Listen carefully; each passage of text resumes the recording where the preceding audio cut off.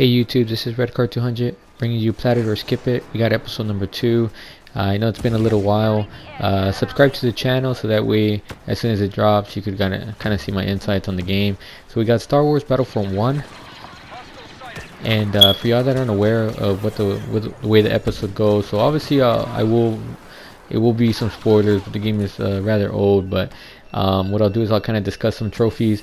I'll either advise you whether you should plat this or possibly just skip it, from my insights. The whole purpose of me doing this episode is so that way you subscribe to my channel. I'm trying to establish a channel where I speak about God, and maybe if you find my insights about video games, I'm a big time gamer, maybe you'll be willing to listen to me about my Lord and Savior Jesus Christ. So please subscribe to the channel, give me a like, give me a comment as well. Let's go ahead and get started with our episode though. Hopefully you're having a good day. So to begin with, the results of this game is I do encourage you to plat it. Yes, take the time and try to receive the platinum in this game. And I know some of you are thinking, oh, this guy is crazy. I know it is a difficult platinum, but the thing is, it is a very fun platinum to try to achieve. Okay? Let me kind of give you my insights about it. So to begin with, the game is rather cheap at this point. Okay, I think you could go to GameStop, you could pick it up. It is $4.99 there. It is really cheap. Sometimes PSN has some sales where they have the Ultimate Collection. I've seen it as low as $5.99. But with all the content it contains, I do encourage you to purchase it. I know some of y'all probably played Battlefront 2 and then you kind of got discouraged to play this one. This one is, trust me, 10 times better than Battlefront 2. I do have Battlefront 2, I do experience that, but I do encourage you to go back to this one. As well, the game is pretty active as well. You might see sometimes where you see some dead rooms or dead multiplayer rooms, but if you do find a good time to maybe play that mode, I do highly encourage you to pick this game up, even with the DLC. I do believe the DLC is very fun. So I do encourage you to just wait for the sale, wait for it to be $5.99, and you'll get the game including all the DLC. It's called the Star Wars Battlefront Ultimate Collection. So to begin with, this is all multiplayer, and I think that's why the game got a lot of hate, because they wanted a single player game, but this is all multiplayer, but it is fun multiplayer. As well, there's no missable trophies, so that's always a good thing. You could go around just kind of experience the game, and then you'll kind of see where you lie on trophies. Okay?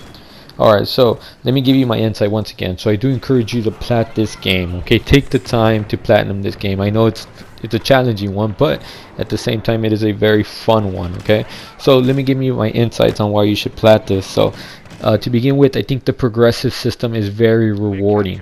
Okay? You could probably go through a game, be the loser of the game in terms of be at the bottom of the list, and you'll still receive a good amount of experience. And you're probably wondering why do I need the experience? Well, there's 2 trophies.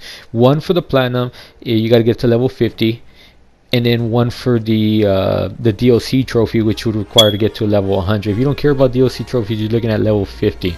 And I know some of y'all might think level 50 is a lot, but in terms of the progressive system, it is not very tedious. It's actually very, very good reward system, that even though you could be playing the objective and actually receive some points, you win the match, you get some points, help your teammate get an assist, you get points. So everywhere you are receiving tons of points, and I'll show you at the very end. There's double XP. As far as right now, there's double XP all the time, which would make this great. So you're doing the level 50 in half the time, so that's always great. I'll show you that at the very end. So another reason why you should plat this game is because there's different modes within the game. You're looking at about 10 different game modes. Okay, game modes such as so you got Walker Assault, which would be the 40-player game mode. You got Drop Zone, which is kind of like Headquarters. You got Blast, which is like Team Deathmatch. You got your Fighter mode. You also got your Hero modes. Which makes it great, because if you get bored with one mode, you could easily go to another. Plus, there's one trophy for probably every mode that you receive. So you could try one mode, receive your trophy, go to a different mode, try out that mode. So most of the modes are pretty active, which make this make it fun. And at that point, once you go through your modes, that will require, you almost kind of have your platinum. So you're probably wondering, so what makes this platinum so difficult? Well, there's one trophy where you have to get in a let's see, ATST, and you have to stomp on troopers. So you might, and what's the big deal? Well, the thing is, you have to wait around for this ATST to arrive, and then once you get it, well, you have to basically stomp on 25 players in order to receive a trophy. That might be a little tedious. At this point, it's a lot easier to do it, and I'll show you footage of that. Since there's not a lot of people. Okay, that is one trophy that might be a little tedious. There's also another trophy for heroes. There's a hero mode that might be a little tedious. That one might be a little hard for some people to get. But now at this point you could probably even boost it too, since there's not a lot of players. But there are very active rooms too.